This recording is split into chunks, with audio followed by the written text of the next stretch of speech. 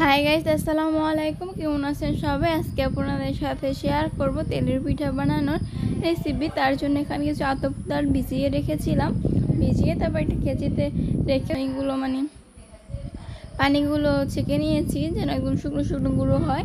এই তো আবার ব্লেন্ডার করে নিব। আপনারা চাইলে শিলপাটায় বেটেও নিতে পারেন। এই তো ব্লেন্ডার করার শেষে এখানে আমরা নারিকেল দিয়ে দিব, তারপর গুঁড়ো দুধ দিয়ে দিব। আর ভিডিও যদি ভালো লাগে লাইক কমেন্ট শেয়ার করবেন, আর শেষ পর্যন্ত দেখার অনুরোধ রইল। আর ভিডিওর কোনো অংশ কোনো ভুল ত্রুটি হয়ে থাকলে সবাই প্লিজ ক্ষমার দৃষ্টি দেবেন। তারপরেই তো গুঁড়ো দুধ লবণ দিয়ে তারপর গুলিয়ে নিয়েছি। আপনারা চাইলে লিকুইড দুধও দিতে পারেন। তারপরে তো চিনি দিয়ে দিলাম, চিনি লবণ এগুলো দিয়ে দিচ্ছি।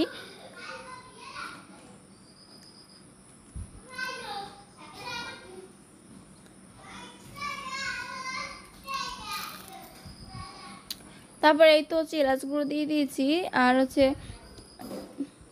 এলাচগুলো যদি না থাকে তাহলে জিরে দিয়ে দিতে পারেন, আস্ত জিরে। তারপরে এই তো একটা কড়াইতে আমি তেল গরম করতে দিয়ে দিয়েছিলাম, তেলটা গরম হয়ে গেছে। তারপর চামচ দিয়ে ডোটা তেলের ভিতরে দিয়ে দিলাম। এই তো দেখুন কত সুন্দর ফুলে উঠতেছে।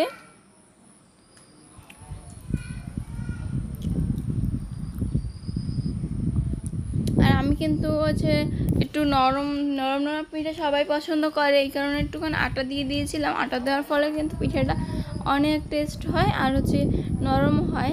শুধু চাল দিয়ে বানালে কিন্তু শক্ত শক্ত হয়।